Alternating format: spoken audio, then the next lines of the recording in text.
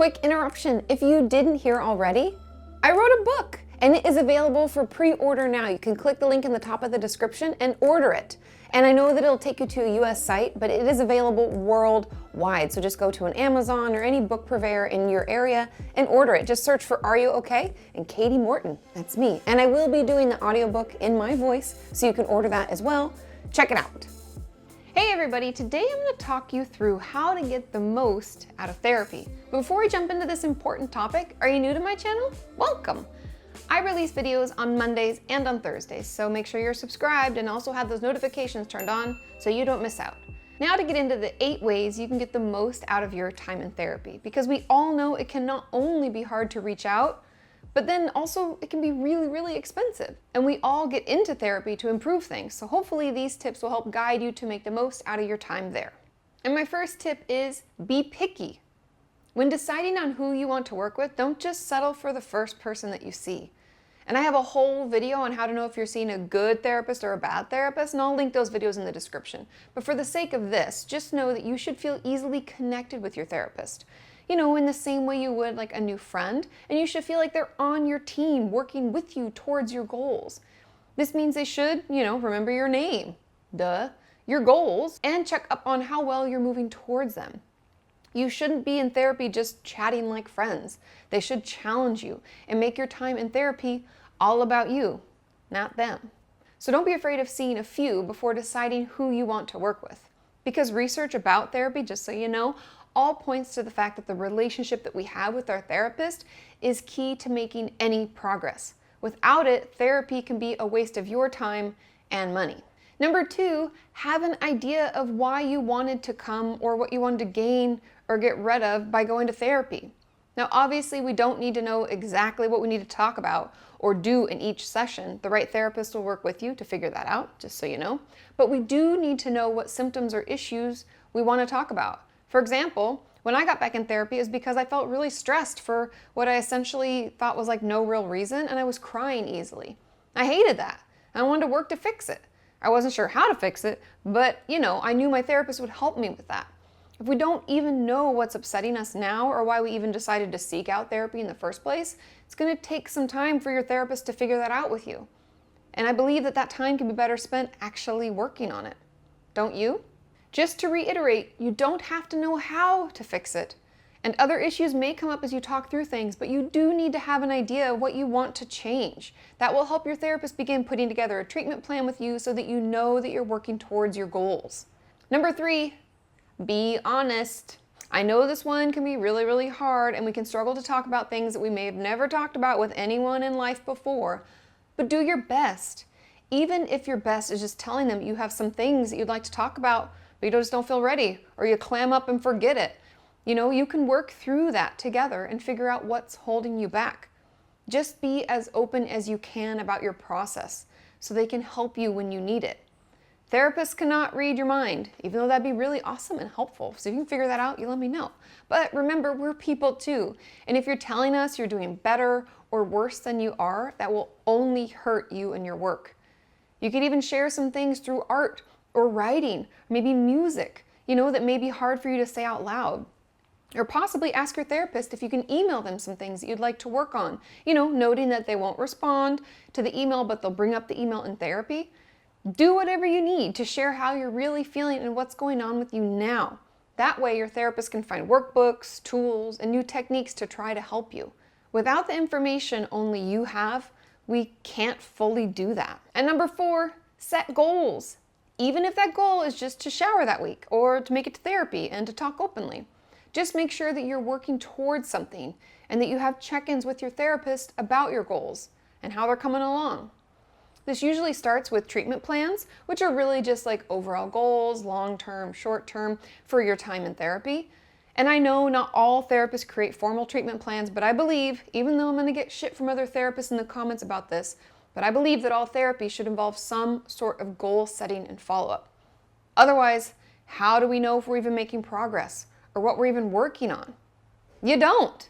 I honestly think some therapists just get lazy and prefer to work loosely with you on things that are coming up, but that doesn't hold your therapist or you accountable for your time and the investment that you're making in your own betterment. And I think it also kind of means that, therapists can make more money off of you. I hate even saying that, but it's important to recognize this. And that's why I believe treatment plans are so vitally important. And having goals are necessary to our process and our progress. Having at least a loose guide for your care, I believe, is imperative to you getting the most out of your time in therapy. And number 5, set boundaries and uphold them. You know me, I love boundaries, and I had to add this to the list because many of us struggle with attachment to our therapists. Or we can worry how much is too much communication between sessions. And remember, your therapist should not be at your beck and call, because they have a life too, and thank God for it. And if you're relying on them, emailing all the time, calling, texting, and you're expecting them to always get back to you between sessions, it's possible you might need a higher level of care. Because the entire goal of therapy, if you remember, is to get you to a point where you don't need it anymore. It's like, fly, little bird, yay, right? We should be able to go without it. And if we're unable to go a full week without reaching out to them, then we may need more sessions each week or to try out a day program or possibly a hospitalization. Otherwise, it can be hard for your therapist to keep seeing you and engaging so much because they might get burnt out. Not to mention that they see a lot of other patients. They cannot be available to everyone they see all the time. That leaves no time for them in their own life or their own self-care. So talking with them in session about the communication that you may have outside of your time together, like if I need to reschedule or if I have an emergency, talking about and understanding what's appropriate is so important early on to ensure that you're all on the same page and that you're also challenged to work on yourself in between sessions so you gain confidence and you're able to grow.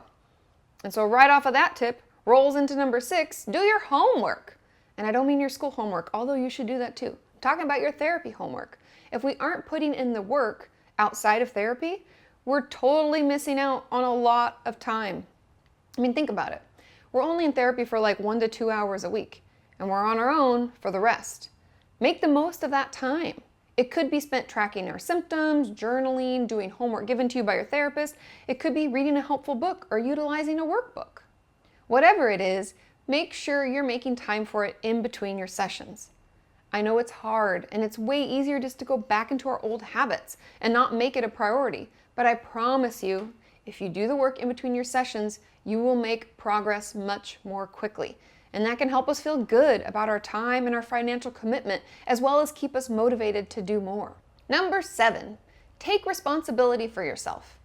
I know this may seem obvious, but you would be surprised how many times patients of mine get angry at me because they aren't getting any better. Meanwhile, they're not doing any of their homework, they're canceling sessions last minute, and they're not sharing much when they come in. Not to mention, a lot of times they're just lying to me about their progress and their process, and it just makes it really difficult. You are the creator of your future. You are the one that's going to have to do all that hard work. All I can do, or any therapist can do, is help guide you, support you, and offer tools to help you when you feel stuck. But you are the one that's going to have to make the change in your life. I'm not around 24/7, nor should I be. So taking responsibility for yourself and your actions and how those can affect people around us is important and necessary for our progress in therapy.